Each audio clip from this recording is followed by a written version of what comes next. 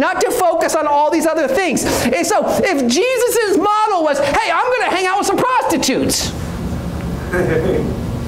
Why do we think we're too good for certain people? Right. That's right.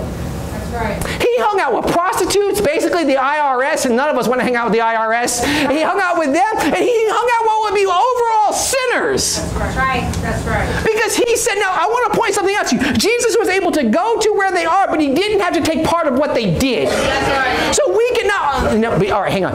Before we go out of here, and before anybody goes, I think Tubb said I could go to the strip club. That's not what I'm saying at all.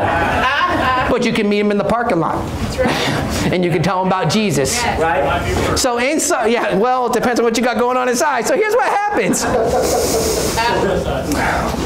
Here's what we come down to. We've come down to a point where I'll witness to people as long as they look a certain way, as long as they act a certain way, as long as they're kind of like me, I'll witness to them. Well, if they're kind of like you, either they already have Jesus or somebody needs to witness to you. Oh, that's good. That is good. That's good. That's good right there. That's all free stuff right there. That's pretty good though. So here's what we do. We witness inside of our comfort zones. Oh, if it does like this and it goes like that, I'll have my chance to say something. Or I have these places that I witness to people. Let me tell you something. If it was only about witnessing to people who look like us, none of us would know Jesus right now. That's right. A bunch of white Jewish men would know Jesus right now, and that's it. So when we look at it, it goes, and here's what I love. Paul was sent to the Gentiles. Paul was sent out to the people the exact opposite of him.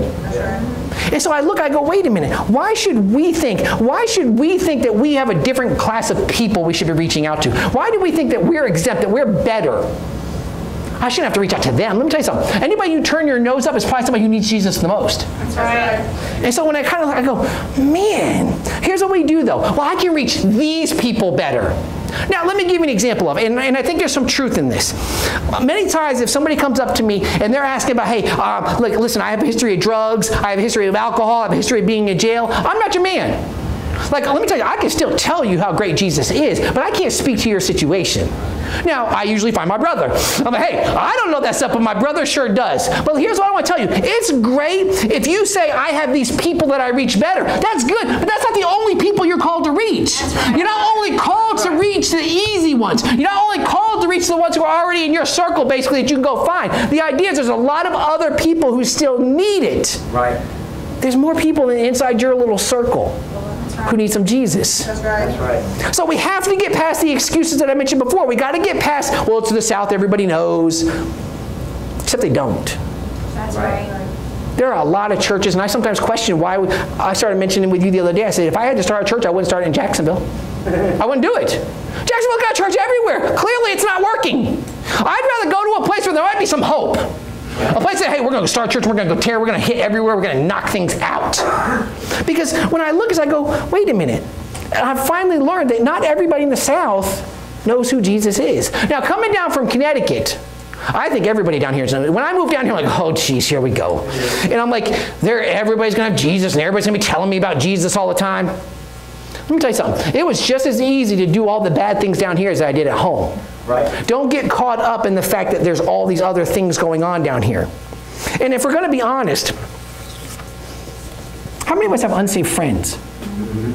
Like people we call friends, somebody we're cool with, and they don't know Jesus. And how many times did you not tell them?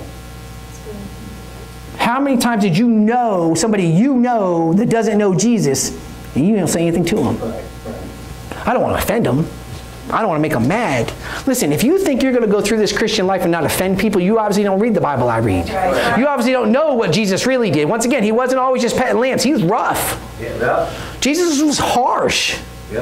And he got into it. Listen, but here's what let me just kind of, I think that witnessing is getting hard for Christians because here's what our goal is as Christians. I only want Christian people in my life. I'm only going to spend time around Christian people and that's it. I'm going to go to church and it's going to be all Christians, and it's not. I'm going to go home, it's going to be all Christians. I'm only going to have Christian friends over my house. I'm only going to hang out with these Christian people. We're only going to play board games because that's what church people do.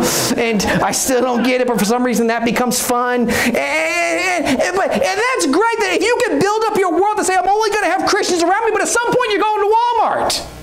And when you go to Walmart, guess what's going to be around you? Unsaved people again. Right. You're getting back among the great unwashed again, if we want to look at it that way. Here's what I want to tell you. like Shaquille O'Neal. Not like him like I want to date him. I just like him because he's kind of funny. Shaq is pretty funny, okay? And inside, let me just tell you, I like Shaq and it has nothing to do with basketball. I'm not impressed by a 7-foot man who weighs almost 400 pounds and can do this for a living. Not impressive. I can do that right now. I'm just short and white, but the idea is still there. Did I just tell you all something you didn't notice already? Short white guy preaching to us. Listen, Shaq has a net worth of approximately $400 million. Wow. He could build a church. I'll tell you right now, he could give some money for a church. Maybe we need to go have a talk with him. You'll have your sanctuary built in no time. Before, he lived off of the NBA. Because he played in the NBA for 19 years. And before he did that, now you know what he does? He just does commercials for everybody. Yeah. Like you can't watch a few minutes of TV and not see Shaq on there on a commercial. And so he's everywhere. But he's smart to do that. But before he was drafted #1 into the NBA, before he was at LSU, before he played at Robert Cole High School, someone showed him what a basketball was. Right. Somebody one day went to a little kid that looked big for his size and said, hey, this is a basketball.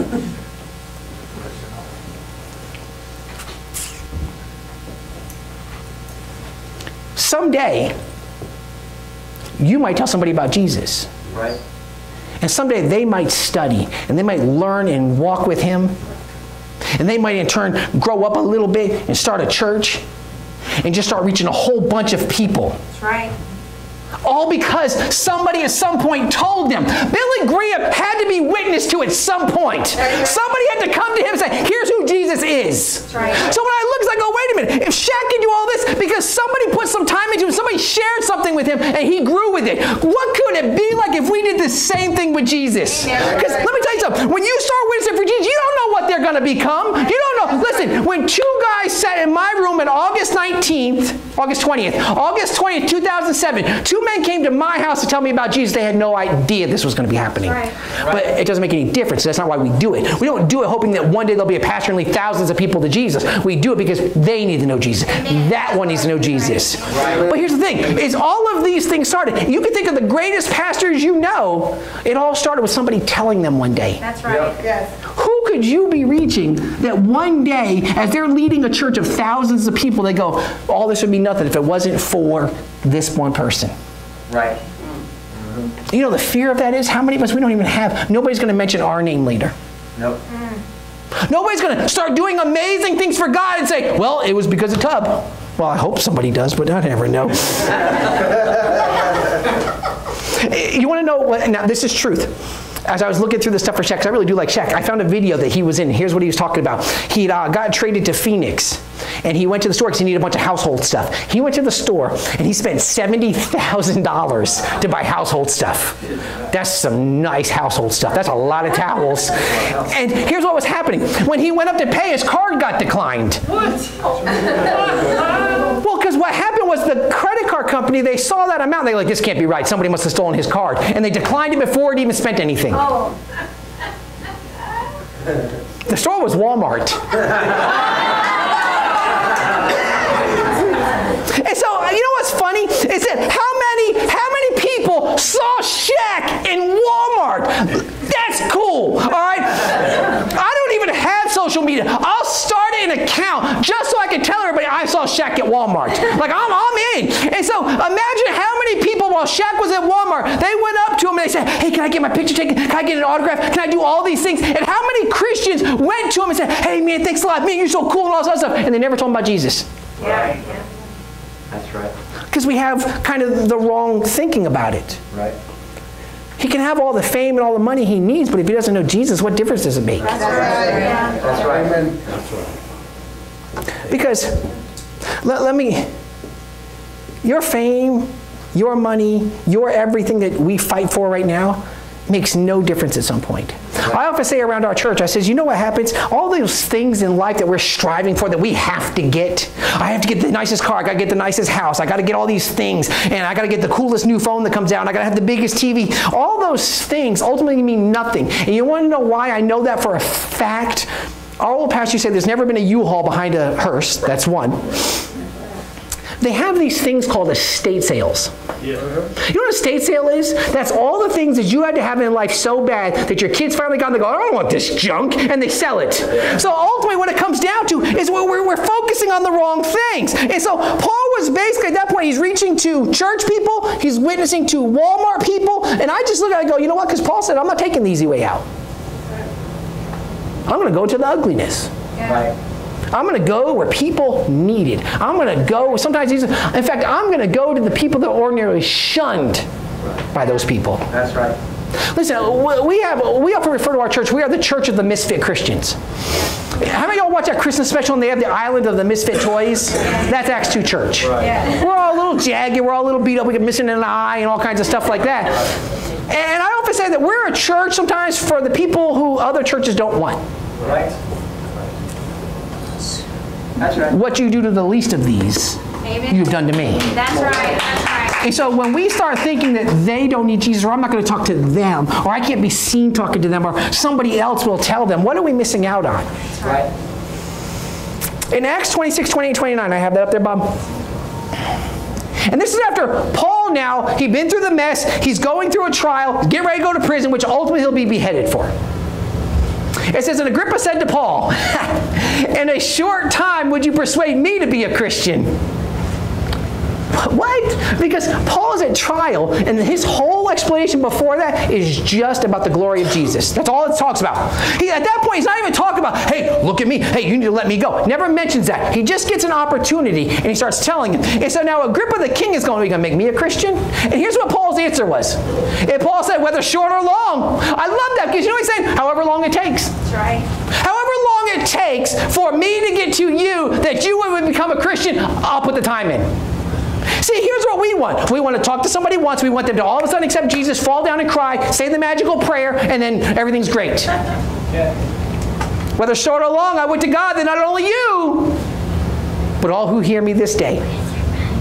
So he says, that's great. I'm going to witness to you, and I really want you to get it. But everybody who can hear me, I want you to get it too. Amen. That's right. So this is what I mean. That maybe if we're going to witness, we should go out and yell it. Stand at Walmart and scream it. I need Jesus! That turns into a whole other mess. But the idea is there. Is that let everybody around us, let us not be ashamed to be proclaiming who Jesus is. That's right. And now here's what I love. He goes, I love that they all would be like this in one day. He says, well, but I really don't want to have to go to prison for it. That's what he's saying there. They know that's cool. I want everybody to kind of know Jesus, but they don't have to know this. This will be good. And let me just tell you, inside of our church, we have what we call Hour One. Most everybody sitting here, when I say Hour One, we know what that is. That one is, a while back we made a determination. Think of one person you know that needs Jesus.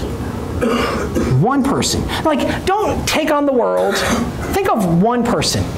One person that you can witness to, that you intentionally witness to. That when you see them at some point in the conversation, Jesus is coming up. That's right. When you're around them, it comes up. You invite them to church. You don't have to be pushy about it. You invite them. Right.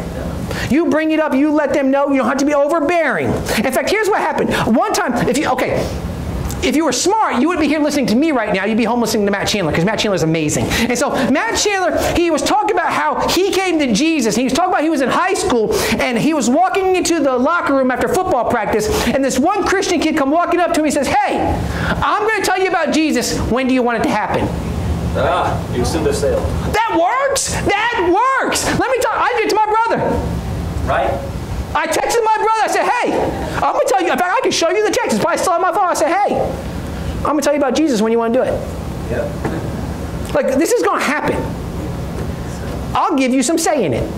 Right. But it's fixing to go down. A while back, on a Wednesday night, I was teaching the teens. And during that message, I had different things. There were 3 different things, I think it was. During the message, I said, okay, get on your phone and do this right now. And one was, tell somebody you want to pray for them. Or no, what you need them to pray, what they need you to pray for. What was the other thing? Post something about, thank you. That's right. I said, post something about Jesus right now on whatever social media you use. And then the third thing was, text somebody, get on Facebook, tell them, I'm going to tell you about Jesus when you want to do it. Remember when I first got up here, which seems like forever ago, and I first got up here, and I said, think of that one person. So here's what I want you to do.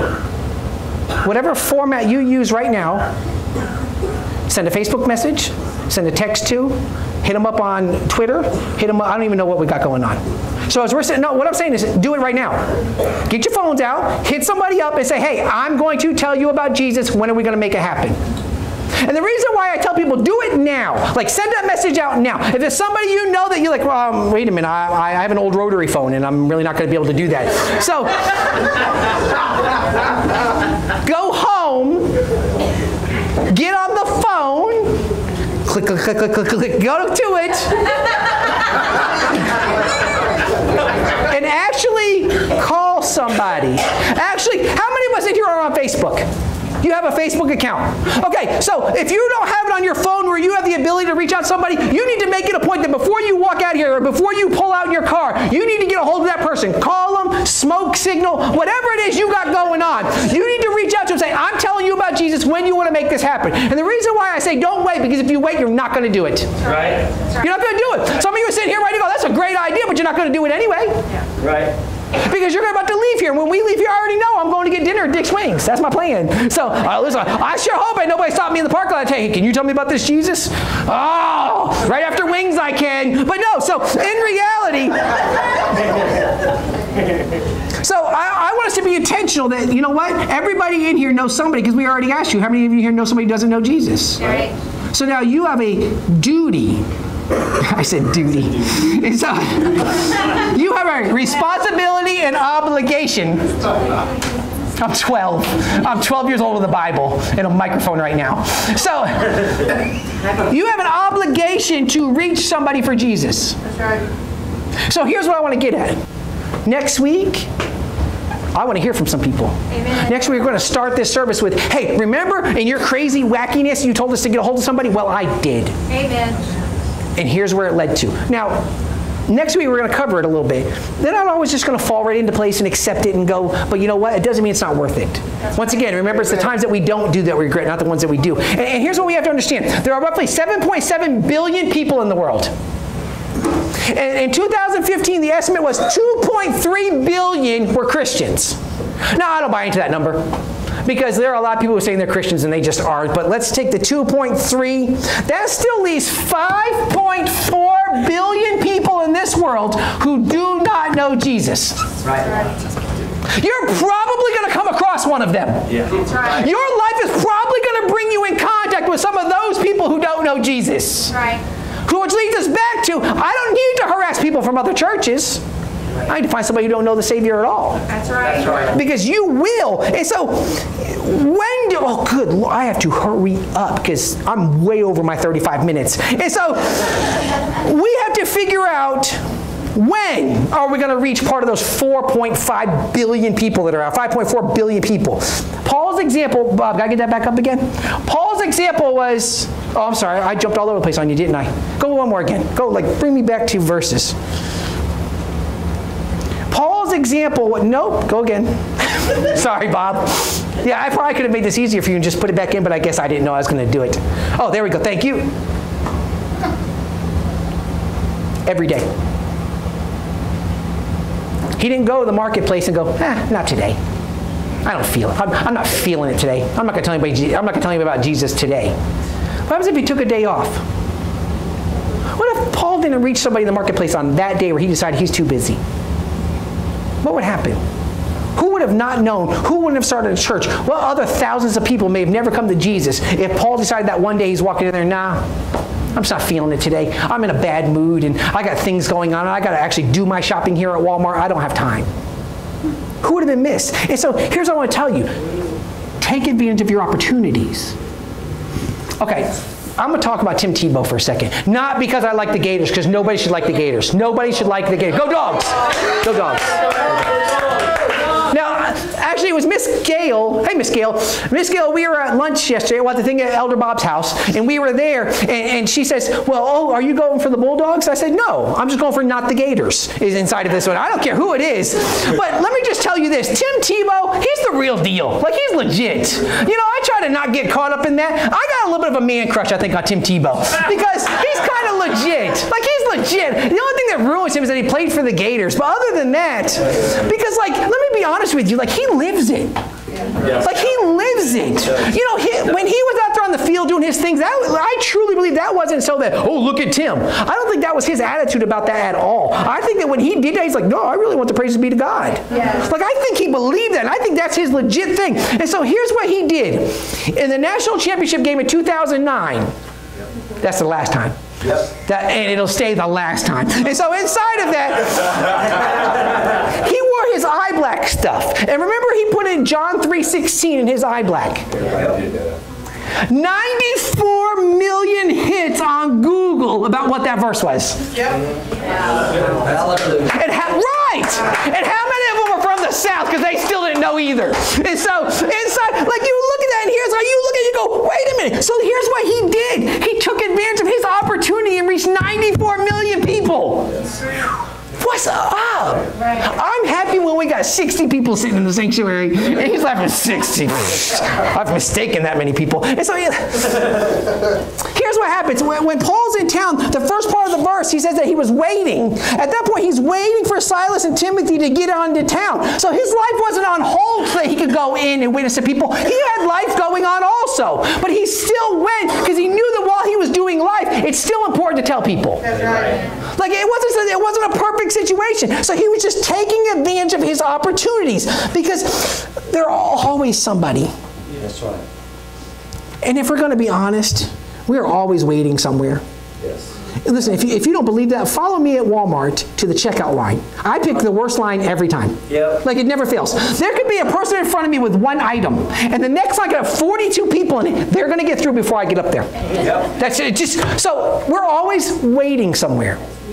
Paul was waiting, and look what he did. He said, while I'm waiting, I'm going to do some Jesus stuff. That's right. I'm going to get to work. Well, listen, why? How much does waste time? We waste time. And Paul said, I ain't going to waste no time. He says, listen, he goes, how about while we're idle? And let me kind of speak to whatever group you fall into here. We have a lot of idle time in life. This is why we can sit down on Saturday and watch 6 hours of Law and Order. Or home improvement shows. I mean, not us, but people as a whole. And so, how many of us spend time sitting around idly?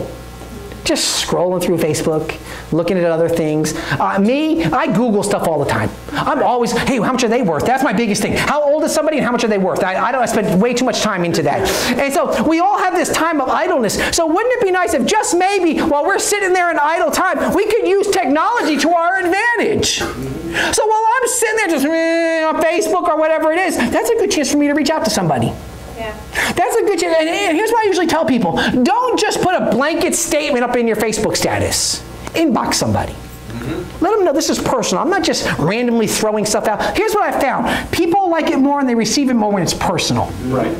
When it's not just some big, wide, everybody's doing this type of thing, but when it's specific to them.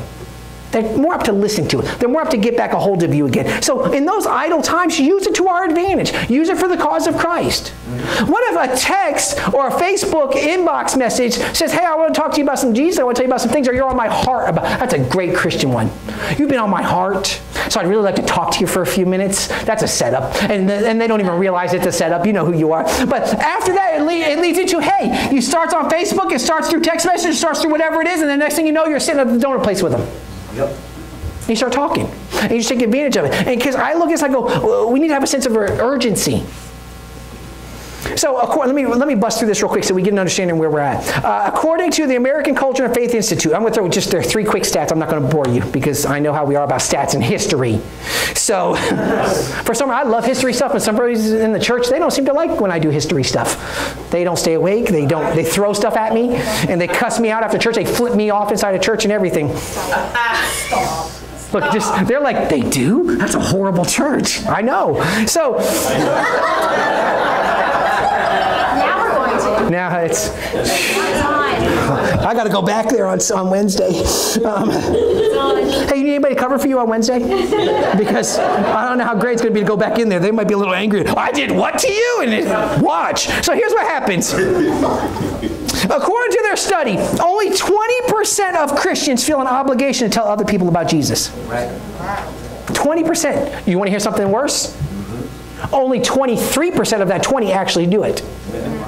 And then they further believe that only 10% gave an actual biblical description of Jesus during that time of witnessing. Wow. That's horrible numbers. Yep. Who's learning about Jesus? I've often said to our church, I said, you know what? If Christianity relied on you, how far would it go? Would it stop with you? If Christianity relied on Believer's Joy Worship Center, how long would it go? Would it die out with the group that's coming in on Sunday mornings? Or would this church flourish for years to come? If it died with me, where does it go to? Here's what they said. People have a great job of passing the responsibility to other people, to other things. So Barna did a study in 1993. Get this. In 1993, 10% of the people in church thought it was the church's responsibility to tell people about Jesus. Which means they got to come into church so they can learn about Jesus. 10%. In 2018, 29% thought it was the church's responsibility. Well, they just got to come to church. They just need to get into our church and they'll hear about Jesus. That's probably true. But they got to get in there first. Right. And let's be honest, how many times were you invited to church before you actually went? Right. That's all stinking time. And let me just kind of tell you, those numbers are just off the people being honest.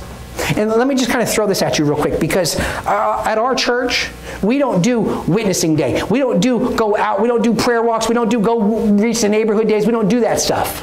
Here's why we don't do that stuff. Not because we don't care. Because then people start thinking it can only happen when we do it as a church. We can only feed the homeless when the whole church is going and doing it. We can only talk to people about Jesus when the whole church is doing it. That's not true at all.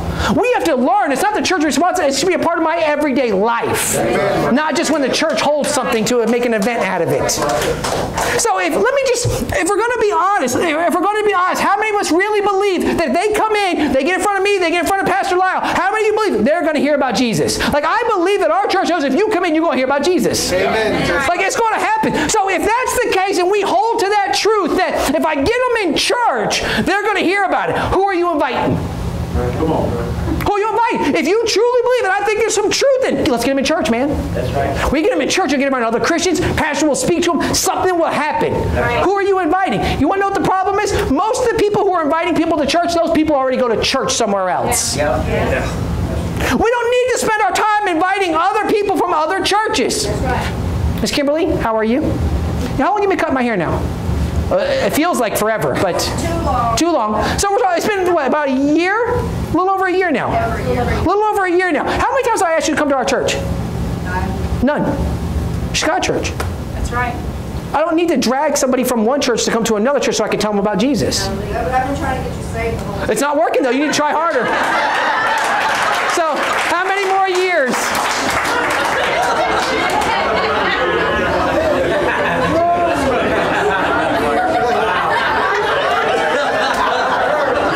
Now I'm thinking, did she invite me to church? Maybe she was like, wait a minute, why don't you come see us at church? I bet what she really thought this was going to be, maybe Lyle will get a couple minutes to talk to him. And what's that? Here I am finally. Not the way you thought though, huh? You know what? Because of that, I'm going another half hour. So,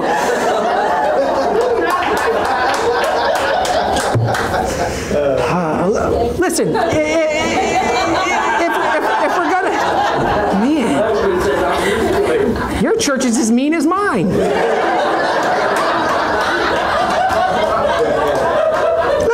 I really, listen, my plan behind this was, it would be nice to preach to some people who aren't so mean all the time. And so I said, hey, let's bring some of our church people so they can see what people look like when they're not mean. Well, bad example, it didn't work. At least my church doesn't say I need to get saved. So,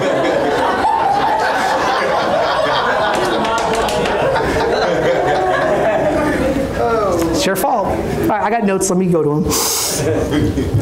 Listen, if we're going to be realistic, guys, you're probably not going to see Shaq at Walmart. Right. Probably not going to happen.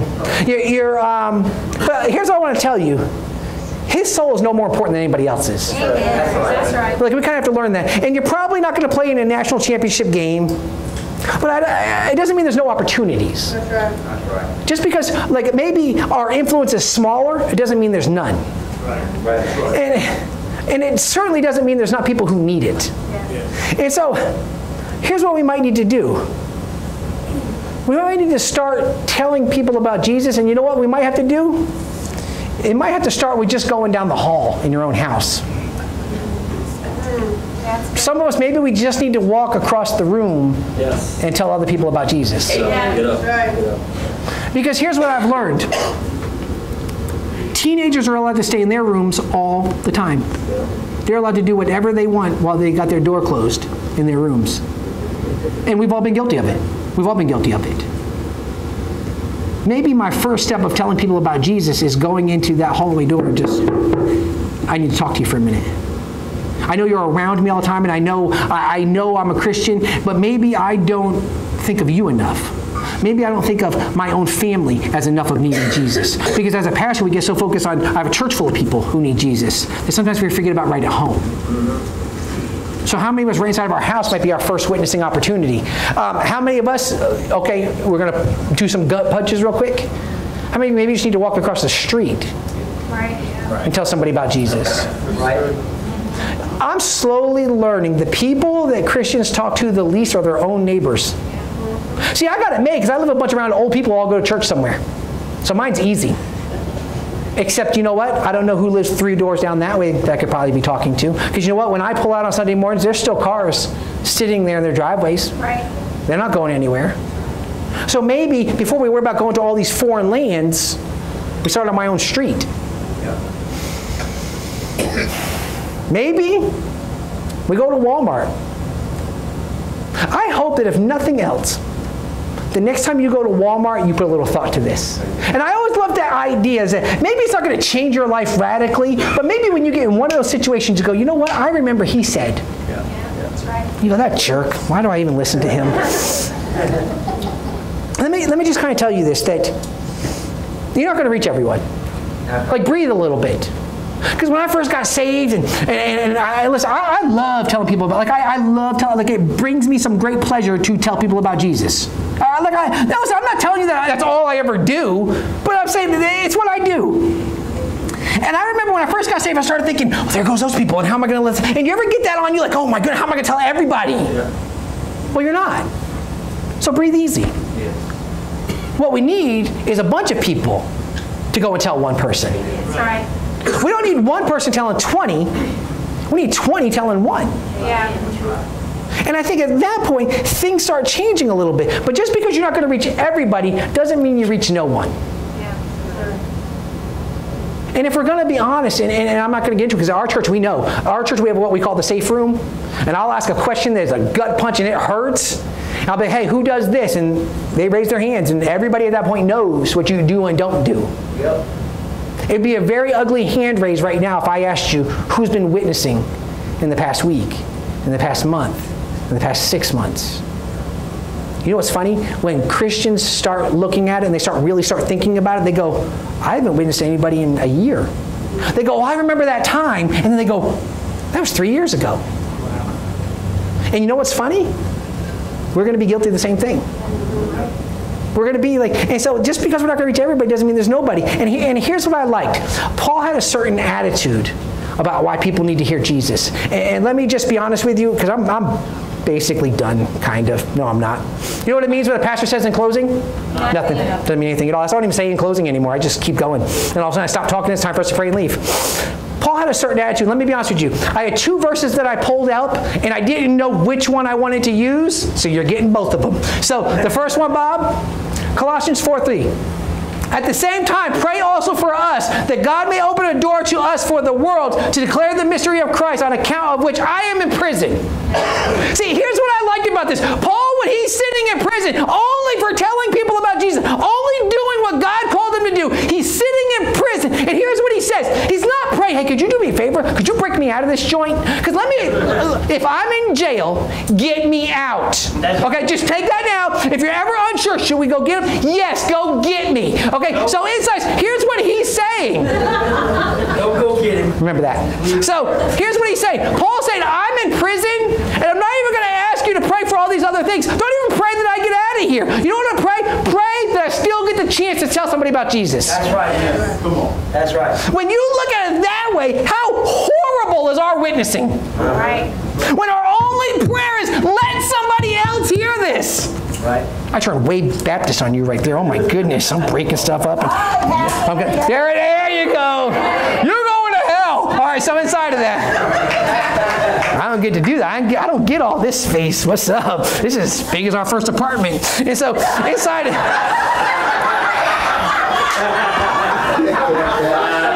all right, you know what? The best thing you do, Bob, just bring me to the next verse, please. Let's get us out of here. All right. If you don't know this verse, you're going to hear it in a minute. And if you're anything like me, you hate this verse. Hate it. For I could wish that I myself were accursed and cut off from Christ for the sake of my brothers, my kinsmen according to the flesh. And here's what Paul's saying. That's tough. Paul's saying, I would give up my own salvation that they would get it. That's right. That's right. Take help. I'm not allowed to say that word. Forget that. I like my salvation. I like where it's at. But Paul's got a whole different attitude. Paul's attitude was, you know what? I would give it all up if just that person would finally get it. Listen, if I got to spend eternity in hell, I don't care, because it'll be worth it for them to get it. Right. Well. Man, have we jacked up witnessing? We've gotten so comfortable inside of our walk with God. I'm in. Forget all that. And that's how we treat this. Yep. I'm in. Y'all figure something out. Hope somebody reaches you. Hope somebody tells them, you're that someone. That's right. You're the one to get in front of them. You're the one to tell them how great Jesus is. You're the one to tell them what hope there is in Christ. So when he looks at that, I go, how many of us have a passion like that? And I'm going to tell you, we don't. Yeah. Right. Because I can assure you, we'd be leading huge churches if that was our attitude. Yeah, that's right. If we felt that them not knowing Jesus is the worst thing that they could possibly know. But we don't see it that way anymore. Let me just, as good church people, we understand that the gospel means the good news.